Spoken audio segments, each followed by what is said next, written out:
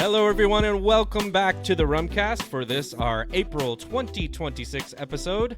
My name is John Gulla. With me in the mix, as always, is Will Hookinga, and together we produce the podcast that talks all things rum-related with the people who love and shape it. It is somehow already April, as I mentioned, and spring is in full swing. The heat is starting to creep back in. And speaking of bringing heat, today's episode is featuring Mr. Jason Cox, who is a Rumcast vet and who most of you will know is the main dude behind the now very lauded and appreciated Alambique Serrano rum brands, as well as Cañada and Cinco Sentidos Mezcal. But, Jason's here to talk to us about his next big venture in Mexican rum. Right, the Rums of Mexico. This is a super cool collection of new rums from Mexico, all unaged, from different producers of aguardiente de caña in various states around Mexico. It's not just Oaxaca. There are some lovely Oaxacan rums in there. There's also a molasses rum in there, John. That people are really buzzing about right now. Mm-hmm. So I'm really excited. We interviewed Jason. It started as you actually had a workplace emergency that took you away maybe about 40 minutes or so into the interview. Yeah. So I finished it with Jason solo. Your contribution was still critical to the quality of the interview, but I'm really excited for people to hear it. You know, we talked about Rums of Mexico. We also caught up on some Alambique Serrano stuff. I mean, back-to-back years as, my personal rum producer of the year on the lot Rumcast. Of people's. And they were yours, I think, at least one of those years. I was the only one who's enough of a fanboy to do it 2 years in a row. But so yeah, we just kind of had to catch up on all the output that's been coming out of there for the last couple of years since we last had Jason on there. Just so many amazing things, how quickly they've made a rightfully great reputation for themselves. So really fun, as always, to talk to him. Before we do that, and also I should mention, we are publishing a bonus episode for our Patreon subscribers where we taste through all of the 5 Rums of Mexico that are currently out and share our personal thoughts, personal favorites on that. You get some of that. It's sprinkled into this interview a bit, but if you want the full details, go to patreon.com/Rumcast. Unfiltered. Yeah, you can. I mean, we don't filter things that are in the interviews or whatever, but this is, just the full thing. You can go there, subscribe, check out that episode too. Before we get there, though, I was just mentioning about, rum producer of the year when we give out our favorites at the end of the year. Yep. We actually had a friend, a member of the Rumcast Extended Universe, who had taken a brief sabbatical from the rum world. Our friend, our veteran of the Rumcast Fantasy Rum Draft, Arminder of the Rum Revival, made his triumphant return to the content creator sphere. This, I guess, in the last week or so. He'd taken some time away. He was becoming a dad. Well deserved. Stepped away from the rum stuff for a few months, but came back with a vengeance. Released his first video, his favorite rums of 2025. A little bit delayed, but still, I know tons of people were eager to see it. You and I were both eager to see it, and I won't spoil anything else but one thing because it's specifically related to the podcast. But a very proud dad's moment for the two of us when our Rumcast Reserve Guyana VSG single cask rum was actually selected by Arminder as his favorite single cask rum of 2025. So that was honestly, I like releasing these rums for ourselves. There's been really weird moments for me personally. Like I had never felt the feeling of being a little nervous when I saw someone posting a rum review, but I get that with our rums, I'm always like, oh my God, are they going to like it? And so it was a really weird feeling to be like, our rum was picked as a favorite of the Rum Revivals. I was so proud. It was really fun. So glad Arminder enjoyed that. Shout out to him. But more importantly, welcome back to the world of rum content. Yeah, two quick things about that. One was he did 2 years ago, where he was in a tux and he did the whole big shtick for his end of year stuff. And this was the complete and utter opposite of it, and I loved it. I thought it was great. And then you're making it sound like he did them nude or something. He may have had no pants on. I don't know. I doubt that, but he was relaxed and groovy with it this time, which was fun, and I like that also. So both of those were very fun and enjoyable ways to do a Rums of the Year type of video. The other thing was, I'm not a person, Will, who always looks at like comments. I watched it on YouTube, but I just couldn't help myself and looked at a few comments on that video. I left a comment on our behalf, but I neglected to read all of the comments. So I'm interested to see what you found. Oh, well, my very favorite was the very confident, it's pronounced Versailles. And, that's classic. Yeah, with like 10 likes on it, so that was hilarious. No, I mean, it's true that in France they pronounce it Versailles, but if you speak with the people at Demerara Distillers Limited who own the still and have maintained it, this hundreds of year old still, they call it the Versailles still. Yeah. So you know what? We do too. Yep. I get that's confusing, I understand, but that was a fun one. A lot of good comments on there welcoming him back as well. It seems like he was missed, like you said, by many people, not just us, and nice to see him posting again, and we'll hope that he continues to do so. Absolutely. So Will, I am fresh back from a trip to the Big Apple, to New York City. Yeah, NYC. Yeah, and this time I finally did make it to a rum destination. You finally went to a rum bar in New York City? Yes. Well, because I get criticized because I'm like, oh yeah, I went this place, and people will let us know like, what did you do for rum, like on our happy hours, and I'm like, no, nothing. I didn't get. Didn't you go to the brandy library last time? Yeah, I can't remember. I think it was something like that. I did have rum then also there, but it wasn't a rum bar. And so I went to Paradise Lost in Manhattan, which I've never been there. It's a well-known tiki-style rum bar, right? And I think for good reason, because I will say that, number one, super cool experience. They really, know how to do it. I don't want to spoil anything about when you get there, because it's cool.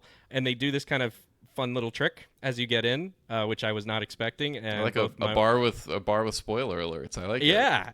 I mean, I just, like I said, I don't want to say any more about it, but expect fun shit when you get there. And my wife and I, got down. We sat at the bar and we ordered some drinks. I had asked our Discord what should I be ordering from there, and it seemed like there was a few different choices that people liked there, but I went with the classic Mai Tai. I figured that's a good way to go with it, and I do have to say, it was probably my favorite Mai Tai I've ever had. Wow. It's in the running for sure between one and Jay Cocarulo from Florida Rum Society makes a really damn good Mai Tai as well with some Worthy Park. This was very, very good. Unfortunately, I don't know what rums were used in it, and I really wish I did. I was going to ask, but do you have a sense of like the vibe of the rums? Like, were they using a funky Jamaican in there? Was it oak forward?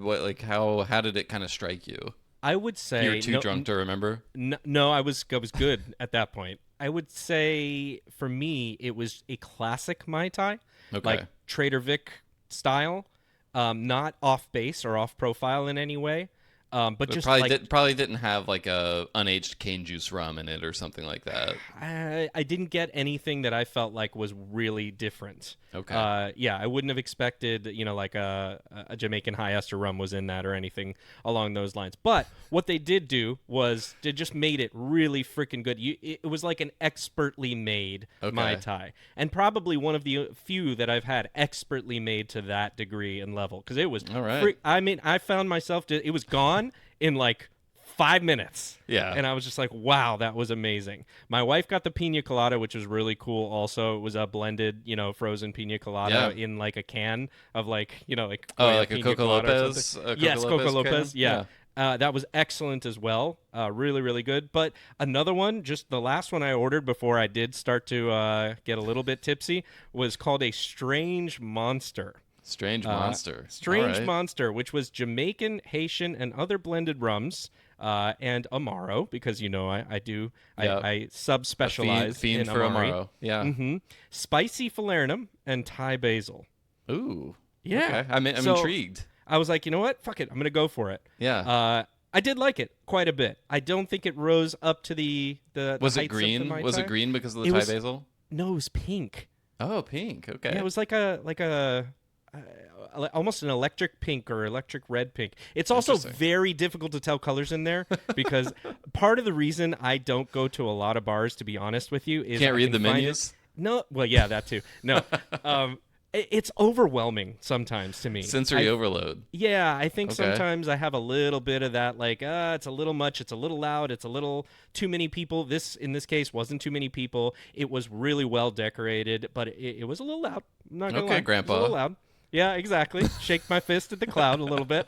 But it was worth dealing with that for the really rum-focused bar and rum drinks. They had a shit ton of bottles behind there with everything you can imagine. I did also have a pour of the Brut de Cologne St. James, which can't go wrong with that. Love. So yeah, it was really good, and I would urge people, if you're in Manhattan, find Paradise Lost and go enjoy a drink or two or three like me. Yeah. And you'll have fun. So I'm gonna design the ideal John Gulla rum bar. It's gonna have no people, very few people, no very music, few people, and ideally all of which I know all of them. No strangers, no strangers. Yeah, no music. No. It has music. No decorations. No. Full lighting, very bright overhead lights. Yeah, like a Chipotle. Exactly. No, it's just a Chipotle emptied out of all the burrito ingredients and replaced with rums and some Amari as well. No, it's going to be dark Gothic style. Dark Gothic. It's going to have books in it. You mean Gothic in the classical sense? Dark academia, I think they sometimes call this. Dark academia. Yes. Okay. I'm not even shitting you. I think that's a thing. No, you're right. I've heard of it. Yeah. Dark academia. It's got, some moody lighting, like, not too bright, not too low. Like, you need to see where you're going, right? You have books on shelves that are really cool looking. Leather-bound books. Right. Leather furniture also, like couches that look really inviting to be on. Mahogany.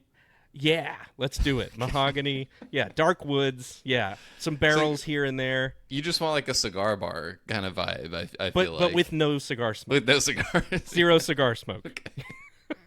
And this is a great sounding bar. Palatable. There's a piano in there. There's a piano in this bar. All right. It's maybe a baby grand type of thing. Doesn't have to be, huge. But something nice. It's got some elegance to it, but it's also relaxed and groovy. It's playing moody versions of pop classics. Yes. Yes. It's, I want it that way. But like on piano and like, classy and there you go. All right. All right. That's Amazing. it. We'll have to do yours another time. Yeah. If anyone's listening who's just been saying like, I've always wanted to open a bar, I just need the right concept that people are going to love. John just gave you one. So no more waiting, no more excuses. I'll be first in line. Go get the loans, go secure the building, do it all. All right. With that out of the way, it's time to pivot to the Jason Cox interview. Rums of Mexico, Alambique Serrano. Like we said earlier, just super fun. If you're enjoying these rums, you're going to learn a lot about what they're doing, a lot about potential things coming down the pipeline, some fun stories behind, infamous releases like Pico Canoa and things like that. We got the backstory. And also, if you're just trying to figure out there's 5 of these Rums of Mexico releases right now. There's more coming, but for now, these are the 5. And if you're trying to figure out which ones of these should I try, which are going to kind of agree with my palate, we get into some of that. We'll take a quick break and stay tuned. All right, we are here once again with Jason Cox, the man behind Alambique Serrano, the Rums of Mexico, Cañada, another beloved brand of Mexican cane juice rum. Jason, not that much has happened really for your brand since the last time you were on the show about two years ago. You haven't been busy or releasing tons of stuff or anything like that, right? Not at all. It's actually overwhelming to think about to a certain degree. But what a fascinating and productive 2 years they've been between developing things with the Crassel brothers on the Alambique side and then exploring to put together Mex rums. Yeah, no, I wanted to bring it up that way just because from my perception, and John, you may share this view with me, but I'm always just like, the whole time these past 2 years since we talked to you on the show the first time, I've just been like, How do they have time to keep doing all this stuff? Like, Yeah. Prolific. Yeah. Vida Nativa series, all these single barrels, the unaged stuff like Altos Esteres and Alambique de Cobre, like all these Tres Años, which is like a totally different thing. And Hmm. then all the while you've been working on this Rums of Mexico project as well, which is a whole new thing, working with multiple different distillers from different parts of the country, and it's yeah, I don't know. It's just crazy to imagine all of this output coming from you and just everything you're dreaming up down there in Mexico.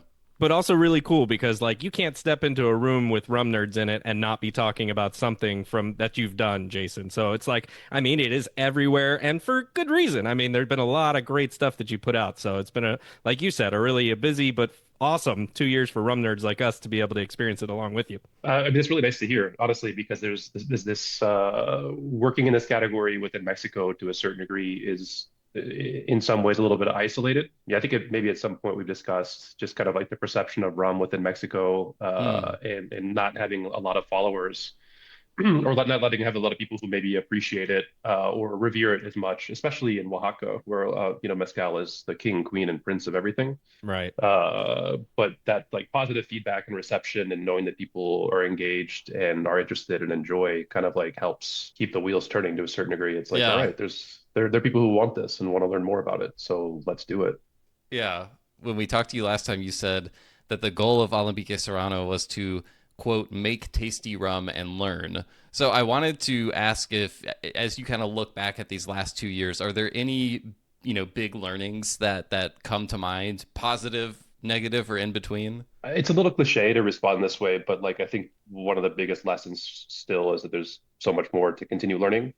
Mm, This is Alambique Serrano has been kind of it is an interesting project in part because with the brothers experimenting with new profiles and marks, and me on the cask management side, like learning how these particular spirits are aging in different environments and different cask types, et cetera. Kind of just transparently sharing you what we're finding. So like as this stuff continues to mature, as we start to work into second or third fill casks, as we continue to make new profiles, which at some point we might need to stop and limit it at the dozens. But I think right now the spirit and enthusiasm for trying new things and then paying attention to what's happening is still alive. And I don't think I know how to predict things yet to a certain degree too, which is fun. So yeah, we've learned that there's still more learning to do.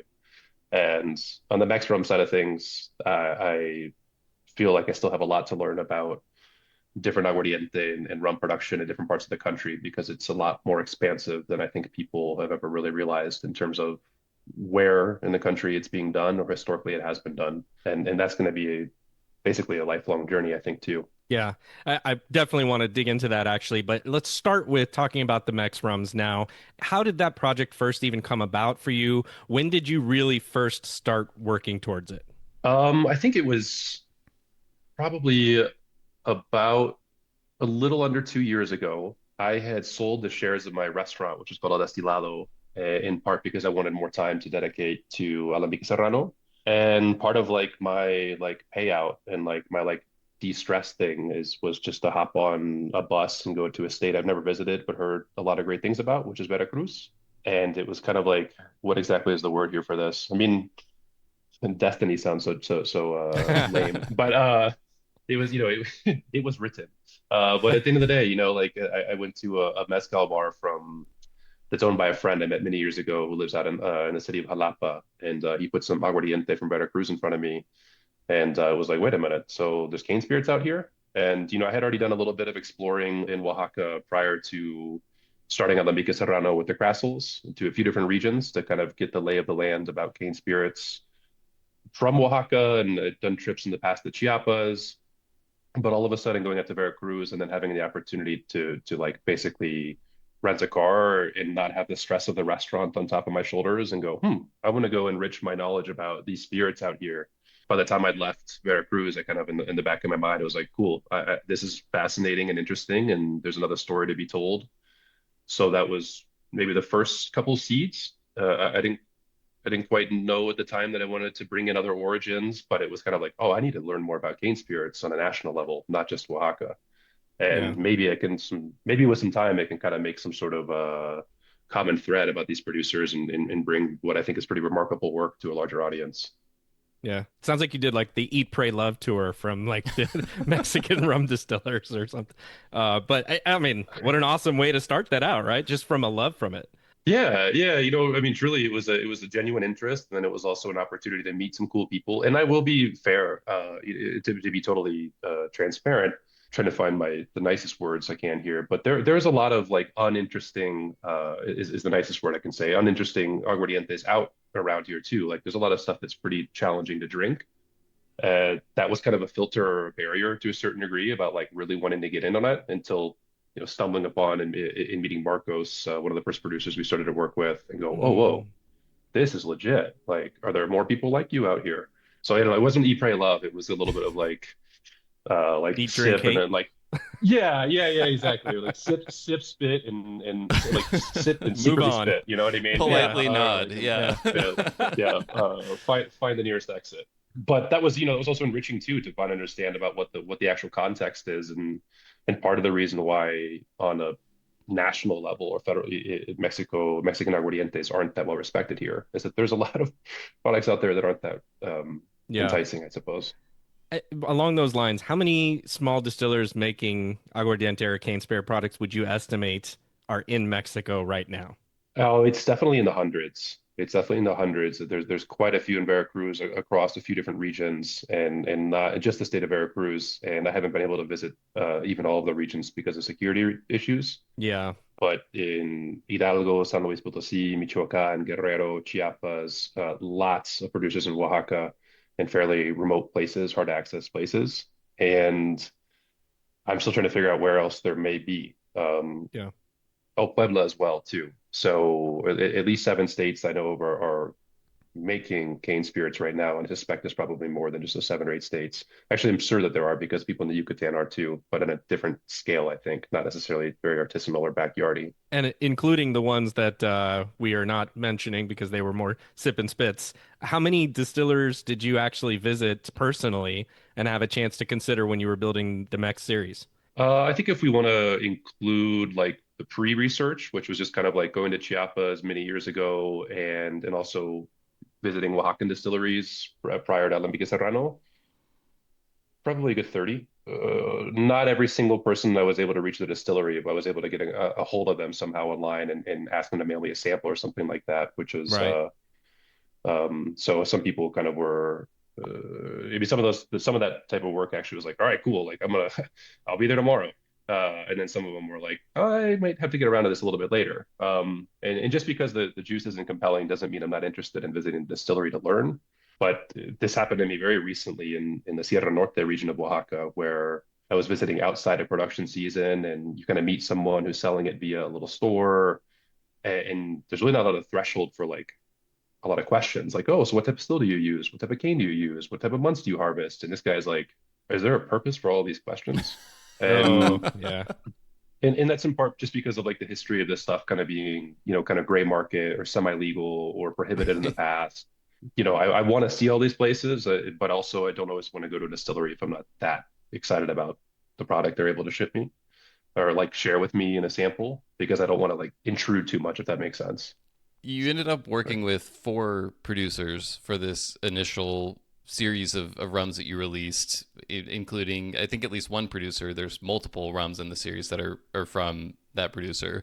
How did Hmm. you end up selecting these four, settling on that number for the series? Was it based purely on, I tried them all and these are the best? Or did other factors come into play, like these are the ones who also want to work with me? I imagine there's a number of things that kind of have to align before ultimately you're able to be like, these are the ones. Yeah, I think that to a certain degree, like the brand was framed a little bit more around Marcos and Orlando, the two producers we're working with in Veracruz, because that's the area I probably did the most extensive scouting in.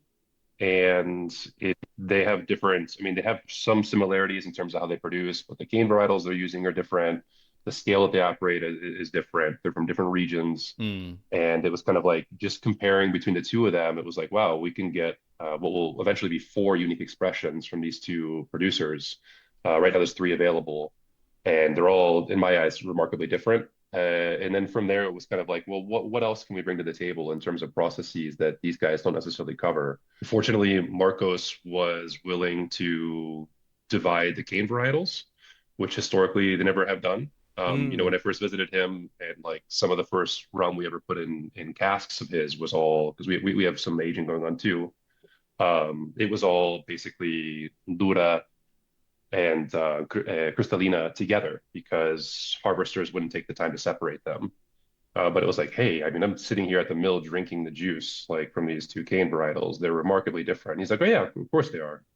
So it was like, how could you make them? Could you separate them?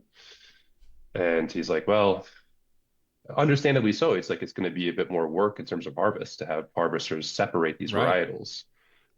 He's like, but we'd be willing to do it, if there's with a different sort of cost associated with it. Exactly. And for me, and it was like amazing. It's the opportunity for people to taste two different cane varietals with essentially all their controls in place. Same still, same fermenter, same yeast, same everything. And I think that initial conversation was kind of like, cool, we can nerd out about Mexican rums through this project. So let's figure out who else we can kind of involve and do things differently for this initial release. I'm glad you did it because I have to say one of those two is my favorite of the series personally. So I'm glad you split them. I am too, and the two of the cane varietals are combined. Frank, I mean, combined are also quite tasty, but like it's neat to see how different those two are Yeah. apart from each other. For me at least, I'm pretty jazzed about it. Yeah, Marcos doesn't drink, but even him aromatically, he was like, oh yeah, I guess this makes sense. These do smell quite differently, so cool. I haven't tried them together yet, but now I'm going to do that. I wanted to ask you also with these smaller producers sometimes, and I know there can be a scaling up challenge for them. So was that something that came up for any of these producers as you were talking through the series or building the series with them? Or did you specifically only select distillers based on them already having that capacity for the volume you had in mind? Well, this is really hard to know what volume I quote unquote should have in mind because time will tell about how much the world is going to care about Mexican unaged cane spirits. I kind of deal with this a little bit with the mezcal side of things too. I'm very used to kind of growing a brand horizontally where we work with a lot of producers who are small and go into it understanding that not everyone will be able to quote unquote fulfill a demand that might be someday exist.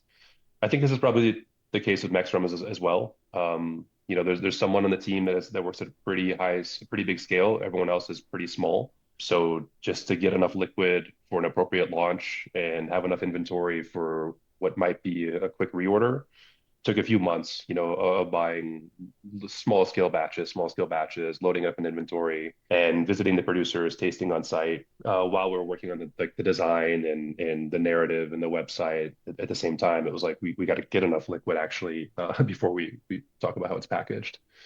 To concisely answer your question, some of these will probably come and go with time. They're not every producer here can always probably keep a certain particular varietal in stock as of now. I know you in your Alambique Serrano work. It's always sounded like you have a very collaborative relationship with the Crassel brothers. You're pretty involved in kind of helping select and refine the rums. I remember you even talking about kind of when you first approached them, you went through several iterations of before you got to what became Cañada and, giving feedback and that sort of thing. Is the relationship with these producers under the Mex Rums line different or similar to that, would you say? It's a little different. It's kind of like a hybrid between the way that I run our mezcal brand, which is no intervention, because like Mm. there's a very direct goal of that brand to maintain and preserve traditions. Whereas Alambique Serrano, because of the way that the brothers have approached rum making for so much time, it's like it's an open palette to create and experiment and have feedback and give and take to a certain degree. Mex rums, I think most people we're working with are kind of working under a similar formula. It's kind of like this is the way that I do it. In the case of a fourth generation producer like Marcos, it's like because that's how my dad does it, and that's how his dad did it. And we kind of want to respect that, but it's also a type of thing where it's not a huge ask on our part as a brand to be like, what if you split the cane varieties up? Yeah. As opposed to saying, let's change the proof or let's make it lower ABV or higher ABV. But yeah, I mean, both Marcos and Orlando have been able to like create some stuff that's a little bit higher octane for aging. And they're pretty much like, yeah, we don't generally distill that way, but we can bump it up a couple degrees in the Cartier scale because it's out there in Veracruz as well. And that seems like a nice way to go about it without trying to like reinvent the wheel or introduce something that's totally foreign or different than how they ferment or how they harvest, etc. So you are aging some then. Yeah, I mean, I can't just do a brand and only have five expressions, my friend. So prepare for the single cask flood of 2027. Um, Now, I kid to a certain degree. Part of the reason that the aging was kind of a way, it's multifunctional, right? I mean, again, there's an interest in learning how these spirits are aging at origin on site, where they're being produced. There's a little bit of for working with producers who historically haven't sold their product in the type of volume that we're requesting. It was a way to kind of like make purchases fairly quickly and without while the brand was being developed and say like, hey, I'm buying into who you are and what you do, to the point where I'm trusting you with casks, in your working facility, and then I can kind of put some money down to say like, we're going to continue to make this flow, Yeah. as opposed to buy a couple thousand liters in August and not launch the brand until March, and then that person sitting there saying like, okay, are we working with each other or are we not working with each other? So it's a multifunctional thing, I suppose. What was the difference between putting these rums into casks for the first time versus Alambique Serrano? More confidence this time and kind of like, what casks you were selecting and everything? No. I wouldn't say Nothing. no, I wouldn't say there's more confidence, but I think that there is, for someone being relatively young in the rum industry, this could come off with a bit of hubris, but I do kind of trust in my ability to take something and blend with it now. Okay. So in the course of Alambique Serrano, that lifetime, I feel like I've been able to find a few casks that just didn't quite stand up on their own, but work them into something that at the end of the day people enjoyed. So that was kind of that was the confidence in that. It was like, okay, I don't know if this is going to make sense or not, or if this is the right cask, or if this is the right profile, or this is the right proof. But I'm sure with time, I'll make it work somehow. I can't wait for it. I'm honestly excited for it. I think part of me was thinking, Jason, that this series might have been exclusively unaged. So I was kind of surprised to hear that you're doing that with it instead of like maybe I was thinking it might have been more producers presenting their unaged rums. Is there plans for that also that you're thinking about expanding the series over time with different producers for unaged as well? We'll be working in the future with more producers with both unaged and aged rums. Nice. Um, Okay. so there are a couple of producers who, I mean, one of them have a really, really long tie with. I've known that family for years, and it was kind of like I've always kind of wanted to be able to find a way to sell their aguardiente, and it never quite fit as a blanco. And it was like, wait a minute, I have cask. Like, why don't we throw some in wood and see what happens? And it's fantastic with like a 6 to 9 month, like kind of a light aging and a not very alive cask. So that's something that we're working with now is to see what can we bring, if it's going to be exclusively aged from them or if it'll be a blend of aged with unaged. But yeah, there's at least two other producers that we'll see new stuff from here within a year's time from today. You mentioned mezcal earlier, which it's hard to get out from the shadow of in Mexico, as you kind of talked about.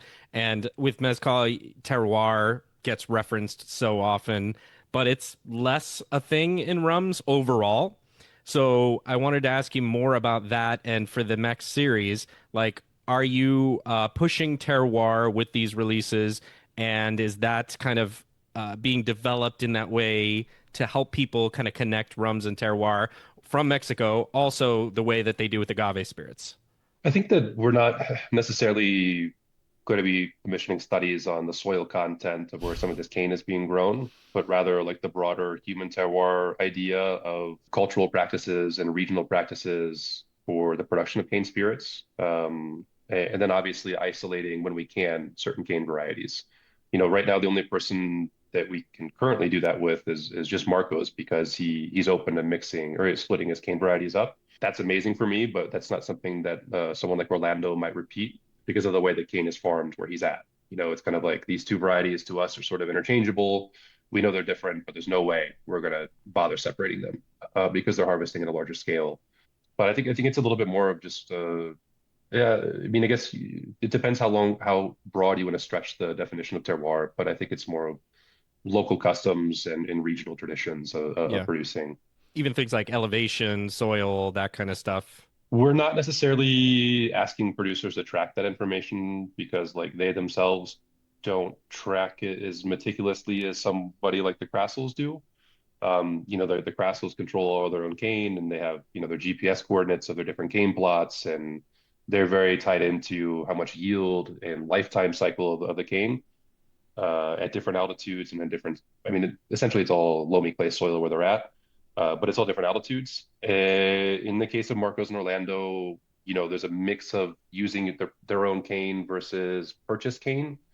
And that's kind of where like the idea of really tracking terroir becomes a little bit more challenging because sometimes it's what's available in the market. And they're more interested about how mature is the cane. Has it thrown its flower yet? And if it has, how long has it been? Not so much about what altitude is it necessarily.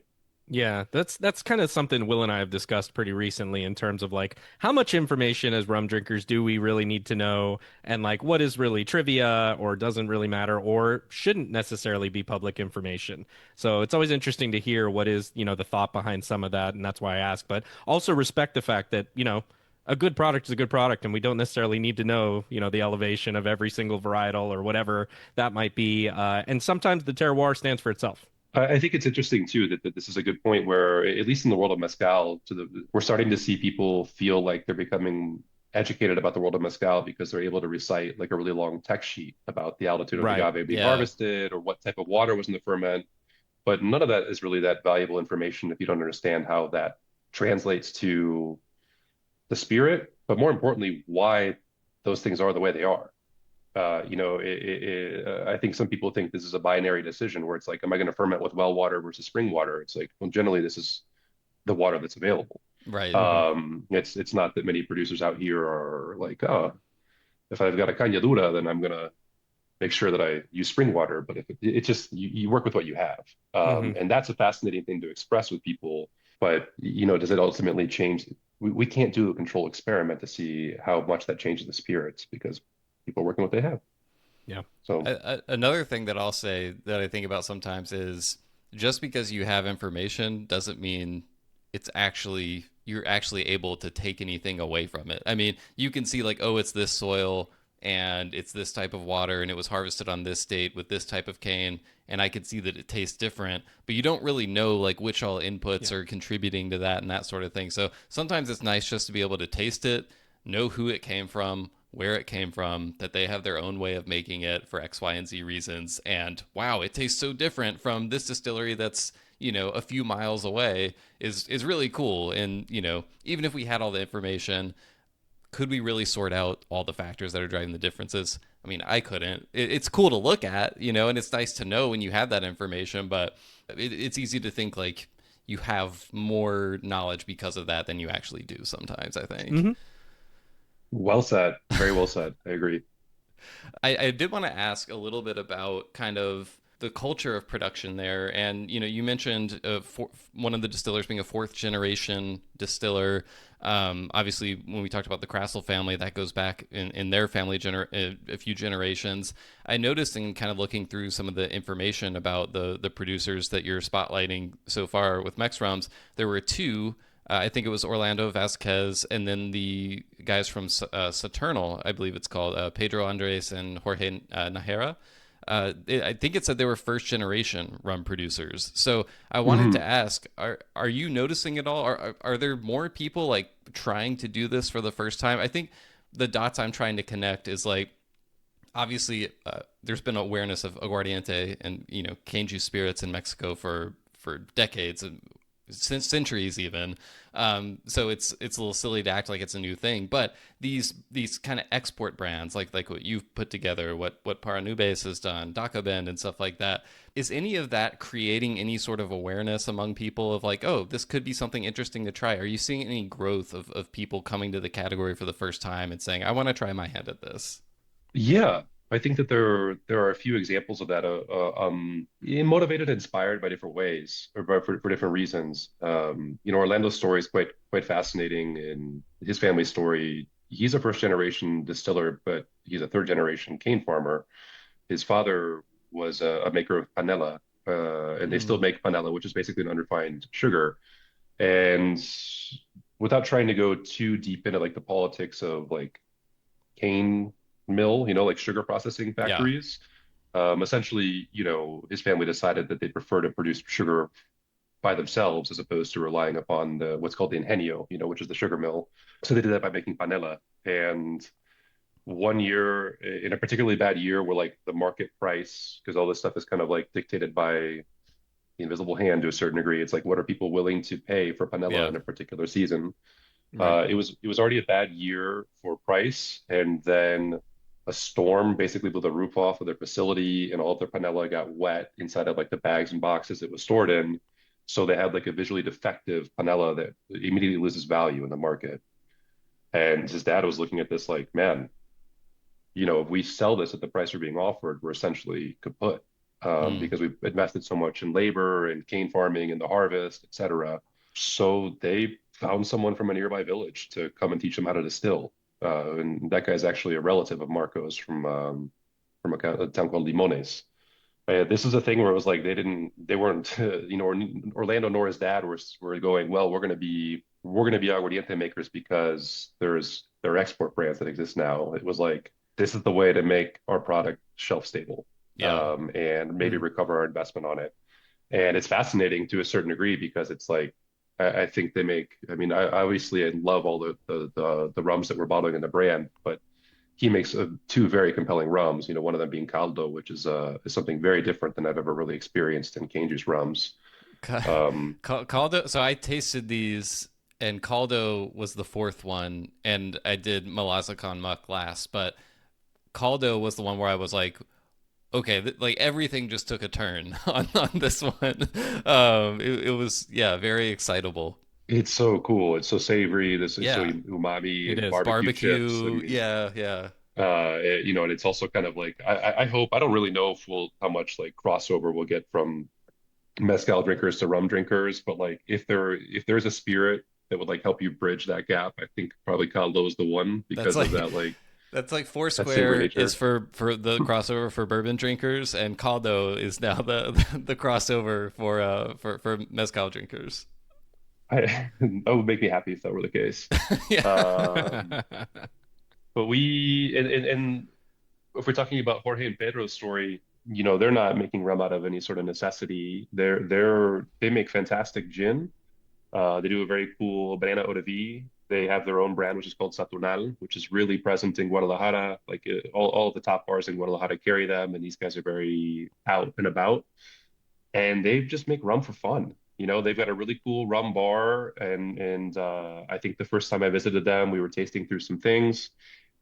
Truly straight up, I was going there to go visit a rum distillery. I still hadn't had like Mex rums, like the idea or the concept totally in motion at the time, but it was like, oh, I've heard of these guys. I like their gin, and I've got nothing better to do, perhaps. I don't know. But I was in Guadalajara visiting friends, and it was like, let's go see these guys.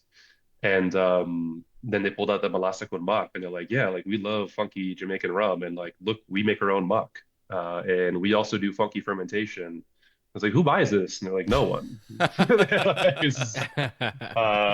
Virtually no one. You're They're like, I do they're now. Yeah, it was the thing where it was like, well, we should talk about that. But I left with some nice samples. All of them are still strength around in the 70s, more or less, and they're just like cool, fun people to work with. But it's a different context. They're not distilling from a family cane Right. tradition. That they're buying molasses from like the store. You know what I mean? Like they're not even Yep. getting it from a direct. They don't buy enough from like a sugar mill to warrant like having an account open, I guess, Right. Hmm. and doing their own thing. And like that's really cool to me too. That's a different part of what's happening in the world of Mexican rum that we can showcase. It's a completely different organoleptic story to tell as well, apart from like their backgrounds and where they're at regionally. Yeah, that I was gonna ask a question about that because I think when you look at the line as a whole, one easy way to look at it would be like, oh, this is another, cane juice producer that's going to be all about showcasing stuff like directly from the land, like all about the agriculture, and most of the rums in the portfolio are like that. And Hmm. but then you have Melaza con Muck, and I was looking at it, I was like, okay, this seems like a kind of a modern. It reminded me a little bit of like a craft distillery, that you might come across anywhere. As you said, using kind of store bought products, doing something like completely different base material, different fermentation techniques. So I wondered if there had been any like second thought about like, oh, does this fit what we're doing? But I think that's a really cool approach to say like, look, this is happening here. This is just as much as part of the story, right? Even if it's a kind of a newer chapter in some ways. Yeah, there were no second thoughts. I mean, like if anyone has an opportunity to spend time with those guys, if they ever visit Guadalajara, like it's almost like yeah, I want to help represent this product, kind of as a pretext to go hang out with these guys more. Like they're just cool people to spend time with, and they really are doing it for the love of the game. Like Yeah. there are, I'd like to think that everyone that I work with across the Espiritu Humano, like or my brand portfolio, loves or really appreciates the work that they do, and there's a lot of pride behind it. But these guys are a whole nother level. I mean, they're making something really special, and I think rum thing is it's almost like a hobby, but now it's something where they can get their distillery name out there more and show people what they're capable of, which is very different than most of the spirits context in Mexico. Yeah.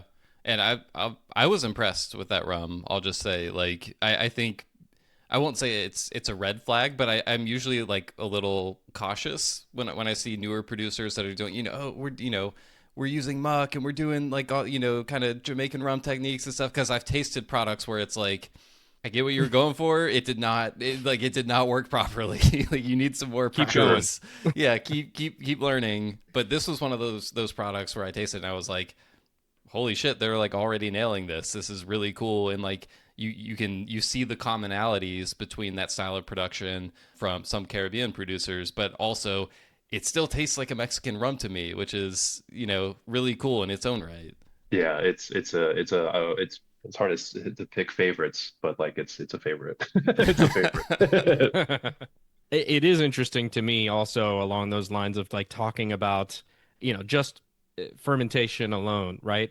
Is there a Mexican rum profile that's coming out of this? Because as Will was mentioning, I agree. I think, you do definitely get some of that profile that you would expect from something called Melaza con Muck, but at the same time, it is still very Mexican feeling. I don't know how better to say that. It doesn't leave the arena, right? So that's the Hmm. interesting piece to me, is like how much are these meant to be exploring what a Mexican rum can be versus just as you were kind of talking about earlier, this is kind of what they're working with and they're doing, but then they're sometimes experimenting with cool things.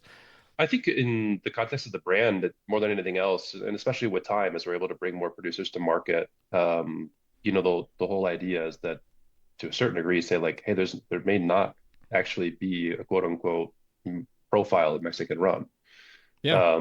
I mean, we're looking at a geographical region for, the southernmost producer we're working with is probably a good 1,200, 1,000 miles away from the northernmost producer I Yeah. hope to be working with. And obviously, there's some sort of climate characteristic in common in the sense that people are living where they can grow cane. But apart from that, the altitudes are different, the climate is different, the cane varieties are different, et cetera. And I think the idea is to show the breadth of how broad the spirit really can be. And really, the only criteria being is that it's a well-made spirit, not Hmm. necessarily trying to fit a certain taste profile. You guys know this very well. The perception of people's, I think the market's perception of Mexican rum was kind of shaped by some of the first people who opened the door for the category. Yeah. And chorandas are very different than the sugarcane juice rums coming from northern Oaxaca. So that was kind of like the wait a minute. So Mexican rum isn't just choranda, and then Mm. Alambique follows para nubes and Daca Band, and we're like, wait a minute, so it's not always just unaged, or you know what I mean? And Yeah. and I Yeah. think that the story will hopefully continue to be told, not just through my projects, but also other projects that I expect are probably coming sooner or later too for other people who are interested in this category. Yeah. But before we keep going, I do want to kind of confess my love for one of these. Because we're talking about the Melaza con Muck, which is really, really good, and I really like it a lot as well. But as I kind of worked through looking at the labels that we got the all the five different ones in the Mex series here.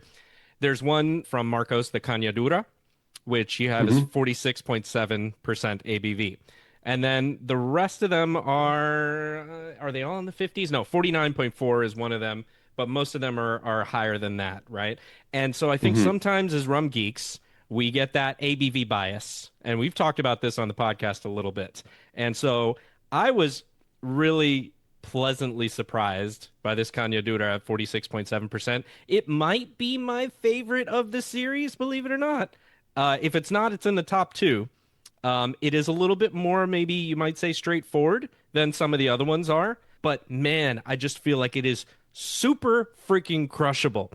And I cannot wait to get more of it to start putting it in some drinks. So I want to express my love for it because I feel like people are going to gravitate towards the Muck and the Orlando offering, which is the Caldo as well because of some of the differences there, which is fine. And if that's your jam, you go for it. I'm not stopping you. But I don't want people to look past this Cañadura one either. And so that's why I'm kind of highlighting it here. Yeah, to me, I kind of said things took a turn when I got to Caldo, and then I did Melaza con Muck last, and I had a similar reaction, John. I was like, I think the rum nerds, these two might have a risk of overshadowing the others. Yes. And I wouldn't want that to happen because I think all three of the other expressions are really great and very distinct within themselves. I do think the other three, the two that you mentioned, and then the Criolla, which I want to get to because that one I thought was really cool as well. We have thoughts. Yeah. I'd say that they're the most approachable, but I don't want that to make people think, oh, these aren't complex, oh, these aren't flavorful, because they are. And there's all kinds of stuff going on with these, including in the Criolla. There was this really distinct note, and I always question myself when I do this, because when I pick up a note that I feel like is tied to regional cuisine, I'm like, is my brain just doing this because of the subconscious association? But I got this like corn masa note from that rum that was so distinct, and I was just like, holy shit, I haven't experienced a note like this in a rum before, and it was so tasty. I really enjoyed it. So there's something for everyone in this line. I did want to ask Jason, like, do you have a spiel perfected yet of like here's how to decide which of the rums to try for you? Because I'm sure everyone would love to go out and buy all five of them, but they won't always be available everywhere. Not everyone has the money to spend five rums at once. Like, how do people prioritize these rums? I haven't thought that far ahead, I suppose, in terms of like narrowing down the selection because again, my previous work history shows that I have a problem narrowing selection. Um, so, in theory, like this initial launch is something where I hope that that type of drinker is able to taste all five to be able to Hmm. get a better panoramic. I think if you're looking just to do two, it would probably make sense to go with Caldo because I think it's such a unique cane juice spirit. I think that even if you're into cane juice rum, this is going to be something new for you. Yeah. And then maybe compare that with the Criolla, which is from Oaxaca, but a very different part of Oaxaca than where the Crassles are at. Hmm. I mean, just cane essentially being grown in a desert. It's a remarkably small production. Earlier I kind of referenced about like maybe not every producer always being able to fulfill demand. And I suspect that maybe Pedro might be in that just because of the way that that village works and his commitment to making sure that everyone in the village has aguardiente to drink. Mm. Um, so it's like it's unique and distinct, and it does have that corn masa thing, and it reminds me a little bit of some of like basically stone fruit eau de vie that I've had a chance to taste Mm. before. Aromatically, I think it's really, really, really intriguing and cool texture, but also maybe something that's not going to be that easy to get consistently. Yeah. But Pedro was the only producer to say this is the max I will allow you to buy. Mm. But because he kind of has a commitment to his village to have aguardiente available for local consumption, And I thought that was cool. I love that that commitment is a thing. That's great. It's like I'm willing to sell you some, but only if everyone in my village can still get aguardiente. It's very important. Yeah, Yeah. yeah, 100%. And it was a thing too where he kind of measured it out, where he was like, I'm not gonna produce again until January. And this was last fall when we were buying the rum, Uh-huh. and he's just like, I'm not gonna be able to produce again until January. And so I think that if I leave X amount of liters in my bodega, then I'll get through January. Hmm. And someone I was with was kind of like, well, why wouldn't you just make more? Like before January. And he's like, well, I mean, that's the season and that's the way that I work. It's Yeah. like I make aguardiente in January. Like, I Yeah. don't make it in December because you bought more. Yeah. And to me, it was just like, hell yeah. Well, Yeah. I Yeah. like that, like I like that attitude, and I Uh-huh. like the way of that work-life balance that maybe Yeah. someday I'll find a way to embrace. But Yeah, all the Americans are just like, "What? We can't have it now?" You know? Like yeah, um, yeah. Unfortunately, like that's been mostly trained out of me after being 10 or 11 years of living in Mexico. It's like yeah.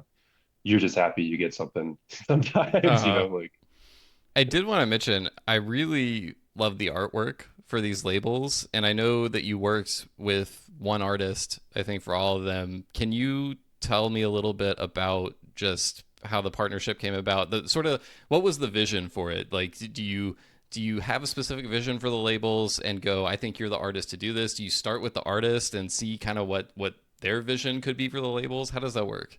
this was a really nice fortune to end up meeting Mikel, who's a friend of a close friend, who works in the art space in Guadalajara. And like with all due respect with everyone that we tried to start this project with, but Mikel was the fourth designer that we ended up going with for this project. We kind of did three trial designs Okay. with different people I've worked with in the past, different people whose work that I enjoyed or liked. And the irony to a certain degree is that everyone essentially had the same like mission statement for what I wanted to get across, and Mm-hmm. then the same visual references to make artwork based off of like the origin. Mm-hmm. And Mikael just knocked it out of the park with this. It definitely exceeded probably what I could envision. But with his background in art, and his understanding of Mexican art, and specifically saying it's like, hey, look, there's a very particular type of art style that it's the retablo or the ex voto type of thing that he's like, I know how to paint these type of things, and historically they've been used to. Yeah, sometimes they have a religious connotation, but oftentimes they're also just used to kind of like express like the beauties of quotidian and campesino life. Mm-hmm. Like simple figures that make things human and have like an origin or an understanding behind them. So he came up with this initial set, and he's helping me find other ex voto painters as well for our future expressions. So we can try to showcase other Mexican artists.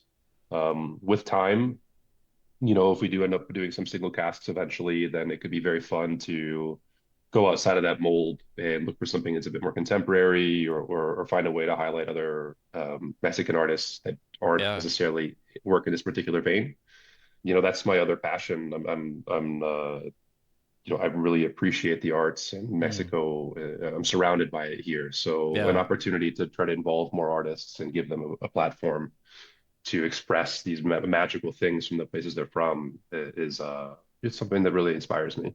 Yeah, no, I mean, I can't imagine how pleased you must have been for these all to come together, especially after going through a round of, three initial artists, like just because I don't know, I haven't been to any of these places, but when I look at the label, it's just like it feels like this nails the vibe. Only having half of the information, it just somehow it feels like it all works to me.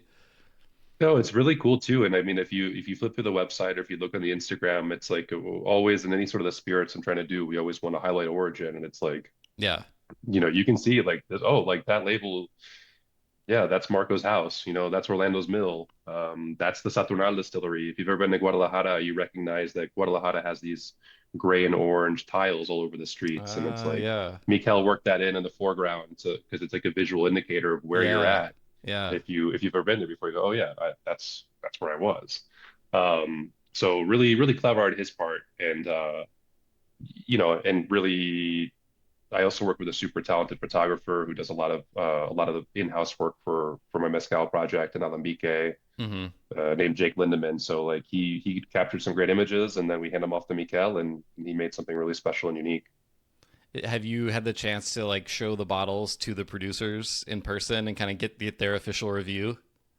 Yeah, everyone is down. Everyone Yeah. really digs it. Yeah. Yeah, Nice. it's really cool too because like there is the real thing about like certain Mexican spirits produced by campesino producers. Like the brands kind of take it and put it in something that's a little too far away from origin, if that makes sense, at least by my Mm-hmm. standard. So like I know, like I'm sure of this, that there's certain mezcal producers out there who are like, I don't really get like why my mezcal is in a bottle that looks like that. You know what I Mm, mean? yeah. So like for someone to go, whoa, like that's me and this is my house and like this is Yeah. how we work and I get the art style. It's like I think it's really validating to a certain degree. You know, Yeah. it's yeah, everyone's been pretty stoked about the portraits too. Like having Jake go out there and snap every one of the workspace. I'm pretty positive, with the exception of Saturnal, like it's the first time any of these guys have really like had a professional lens pointed at them, and you know I can use that kind of as a segue to just talk about the way that people you know, kind of perceive aguardiente mostly in this country is with a much of a positive light. So Mm, I think we're working with a crew of like dedicated, thoughtful, talented people who've kind of been working in an abyss to a certain degree where outsiders don't really pay much attention or don't really maybe recognize or care that much about what they've been doing, even though they work in places that are very easily accessible if you're from a community. yeah. So I think this is a kind of like a page turner for a few different people to go, all right, so like we're going to export this. Like that's not something I think many people would have imagined. Yeah. No, I'm sure that must be really special. And I don't know. Like I was saying with the artwork, it's just you can feel it with the series. I think like the sometimes you someone nails the packaging and it's like, oh, good job. Then you taste the stuff and it's like, yeah, it's okay. But but this I think is it's the full experience for anyone who's interested in trying this stuff. So I did want to ask a few questions about Alambique Serrano before we go. Just we talked about some of the so all the stuff that's been happening over the last 2 years since you were on here. I mentioned, Vida Nativa series, some of the unaged stuff. There was one rum that I've been waiting to ask you about because it's come up on the podcast, not just on the podcast, but just like in conversations I've had with rum enthusiasts throughout since it came out. I've talked about it so many times. People have such strong reactions to this rum, and I've never tasted one like it from anywhere else. I'd never tasted one like it from Alambique Serrano either, and I just needed to know more. Do you know which rum I'm talking about? Like when I say that much about it, do you have an idea? I expect you're referencing Pico Canoa. Yeah. Okay. Yeah, you nailed it. Yeah. So John and I both huge fans of that rum, and I was surprised to find with some of my fellow enthusiasts who are near and dear friends that not everyone shared the same reaction, which was crazy to me. But it had such a large amount of loud fans, and I think what came up most often in conversations about it for those who haven't been fortunate enough to try it is there's this like watermelon candy note to it that is so distinctive and so delicious. How did that rum come about? Because I think it was the only Vida Nativa rum that was a blend and not a single cask. So that made me Hmm. kind of think, obviously you only control so much what the final rum tastes like, but if it's a blend, you have a little bit of control of like, adjusting some of the different tones going into the rum and stuff like that. So what's the story behind Pico Canoa? How does that rum taste like it does? So that rum tastes like it does, and we've put out a couple of single casks that have somewhat of a similar profile from what was essentially the same base spirit set of a Crassel still rum that they produced. At this point, it's got to be over 4 years ago, and I want to say overall it was about 3.5 or 4,000 liters, where they had fermented with a bit of dunder. They distilled it higher than a regular proof, like it was probably 59 or 60% ABV as opposed to the 53 to 55 that kind of fits the Cañada profile. And at the time, it was just something that like to kind of show how the things work under the hood here a little bit is like tasting new make and deciding what's going to get bottled on age versus what needs to be cast. And some of that's just a function of how much inventory do we have and at what clip are we bottling it and selling it. And the other function or the other part of that is like, does this fit the profile, right? And if something is off profile for the Cañada mark, or in this case too, or in a different case, the Cartier 30 mark, then it just gets cast. So I kind of remember being like, oh, this is interesting and cool, but like, this is 4 years ago and we weren't trying to do a 60% Cañada edition with Hmm. Thunder ferment. Uh, and it's kind of just forgotten about, to a certain degree, other than like it got divided into a few different casks. And as the years have gone by, occasionally we get these like outlier casks that have some sort of cucumber or watermelon tone, So a cucumber different is one from the that. other thing I get from that rum, by the way. Like I've been telling people, the watermelon is the star, but there you like it's like cucumber water. It's like being at a spa almost. I don't know. It's really cool. It's like it's crazy. It's 114 proof, and you could sit on an asphalt, black asphalt, and drink it in a hot summer day. Like it feels refreshing, even Yeah, though it it's like does. hot. Yeah.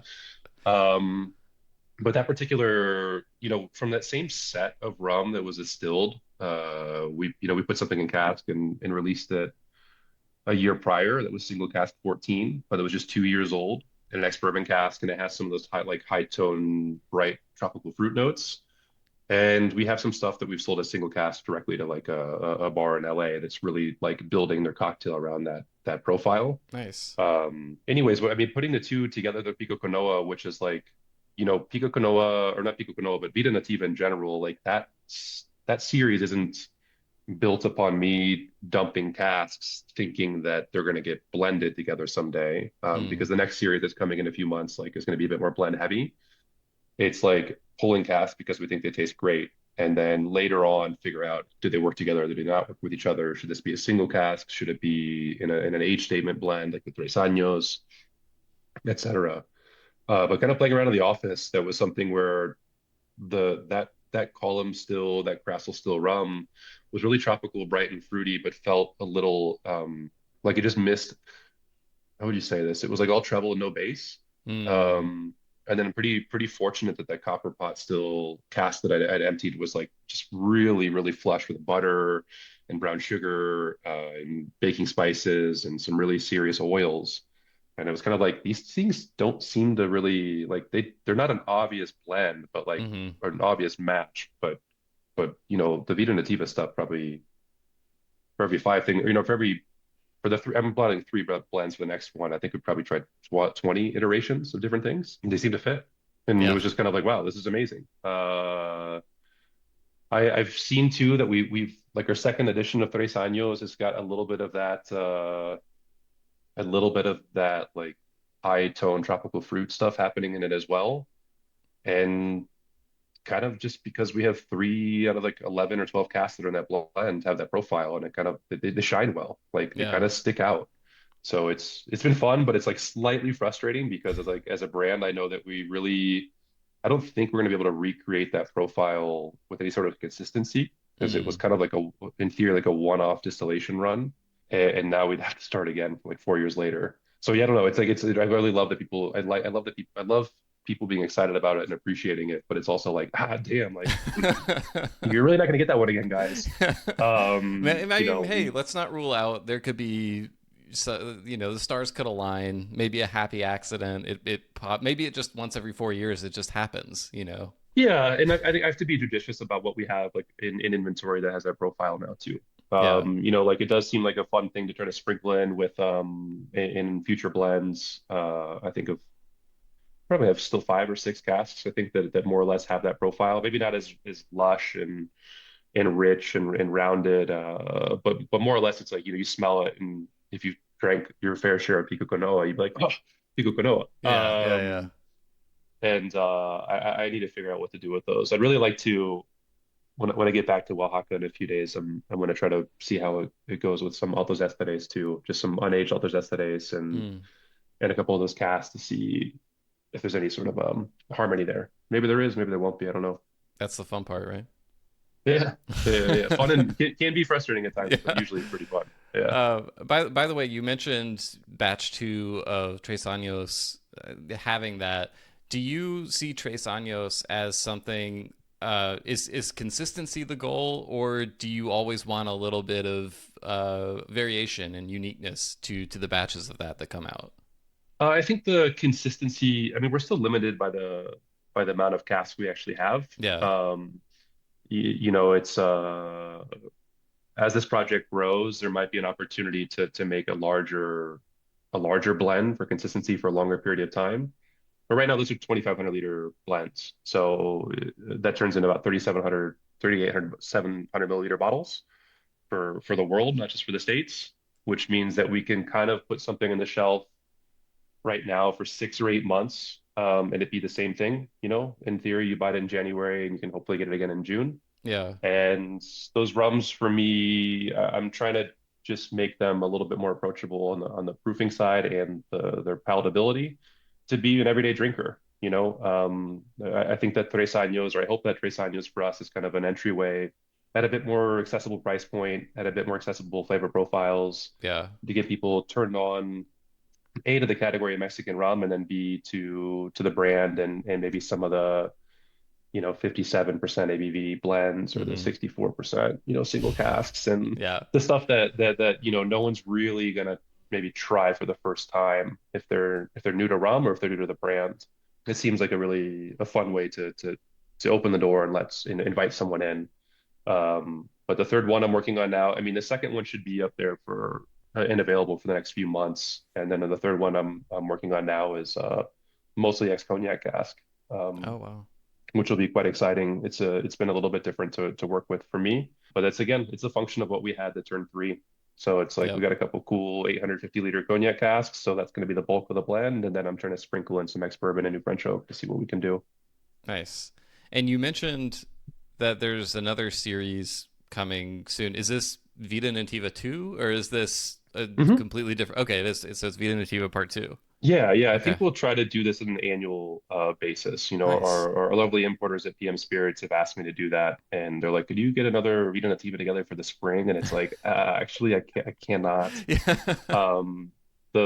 In part because it's not. I'd like to take that series. It really does feel good when you get this type. I get this type of feedback, and sometimes it's via online or also in the podcast setting about people being excited about the blends. Yeah. So for me, it's like, cool. Like I guess I can do this. So I want to continue to do that more. But Vida Nativa, the second round will be a bit more blend heavy, and I think we're going to continue to add to the narrative of like trying new flavors, making new things, Yeah. unusual combinations that somehow are working. Yeah, it makes me work a little bit more too, just other than just bottling a single cask, if that makes sense. How long did it take to come up with all of the flora and fauna to feature on the labels for Series 2? My friend, it's a college friend who does those paintings. Oh, cool. And I sent her a list in September, and we're finishing the artwork now. So Nice. it's like, hey, like start with the watercolors, like these are Yeah. the animals I want to do. And then eventually she gets the format and the design of the label, which is like, so what's gonna be in it? So I can like have the text. And I'm like, I don't know yet. Like I don't know yet. I got to tweak a little bit more. Yeah. Wait, But so you have the animals and stuff picked out in advance, and then do you have to decide which rum is going to go with which animal? yes, Oh man, yeah, okay. yeah. And that like has a little bit of like a synesthesia element to it Yeah, of like yeah, what yeah, are I yeah. think what I think the flavors are, how do they relate to like the colors in the label. Okay. Um, Yeah, the biggest blend we're doing now has like purple prominently on the label, and like it smells like lavender to me. So it's just like Yeah. it just makes sense that this particular animal and this particular design fits this rum. So, Can I, real quick before we wrap up, can I give you my top three rums from Vida Nativa Series 1? oh yeah, for sure. Okay, so Pico Canoa, we know. Hmm. Uh, Hmm. Cañamazo Yeah, and Perro de Agua, I think, has to wrap it up. Those three, I, to me, they were all good, but those three were just outstanding. The perro de agua, apart from being like I think somewhat of a hilarious animal, Yeah. um, Yeah. the water dog, um, I'm super proud of that. I'm glad that you mentioned that, and it's also something too that I found with just a little bit of water turns into like a pretty crazy. It becomes a lot more salty and soy sauce Mm, and umami. Like it can really change a little bit, and I think it's just a ton of fun. yeah. So it's probably actually what I pour over. I don't even have pico canoa left. I have like hid my own sealed bottle somewhere like in my house. It's like I have to stash this for history's sake. But I I've definitely been did. drinking it so slowly. I still have like half a bottle. You know what it's really good in? I don't know if you've probably tried it in this, but it makes a really great rum Negroni, actually.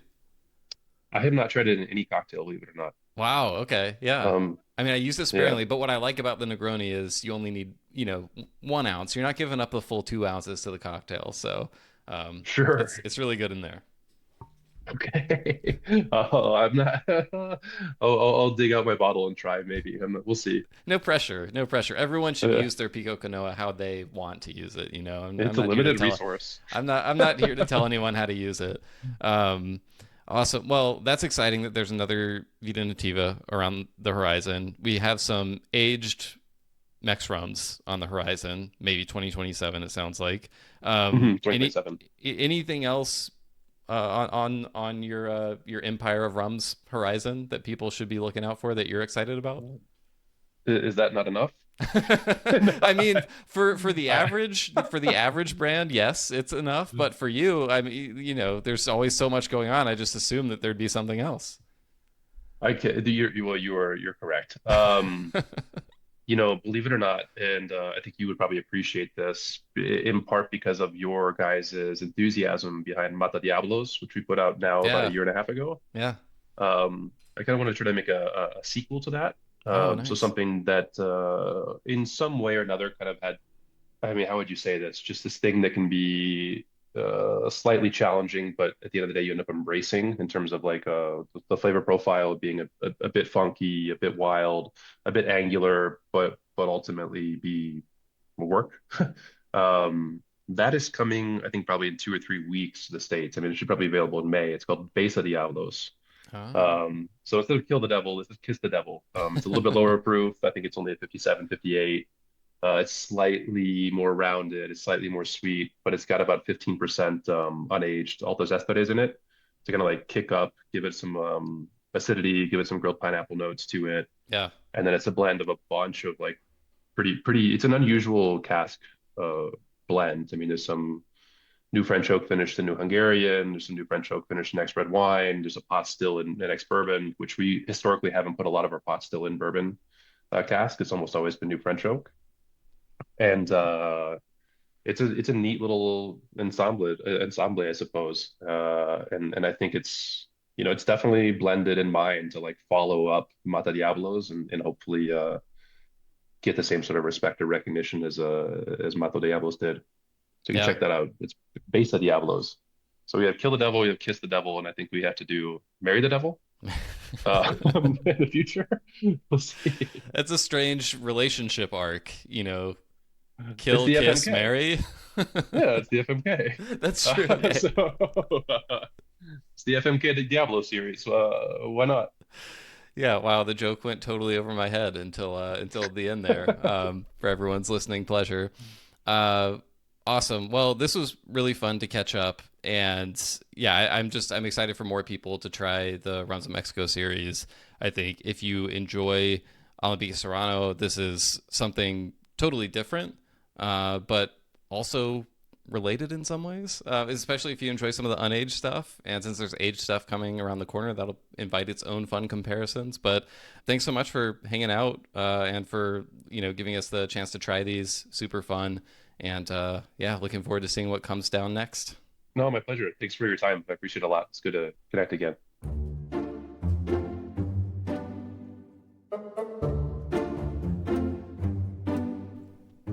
All right, everyone. Thanks so much for listening to another episode of the Rumcast. If you want to get more information about the Rums of Mexico, Alambique Serrano, we'll put links in the show notes to their websites. their websites are, fantastic about giving information about the rum. So if you want more information about the producers, the details, all that stuff, check it out. There's great stuff there. Also, if you've had a chance to try any of these rums, we'd love to know what your favorites are, what you think about them. Send us an email, host@rumcast.com. That's HOST at rumcast.com. Or you can find us on social media. John, where can they find us? Hey, I'm back. Look at that. By the magic of podcasting. Yeah. Yes. At the Rumcast, Facebook, Twitter, Instagram, Threads.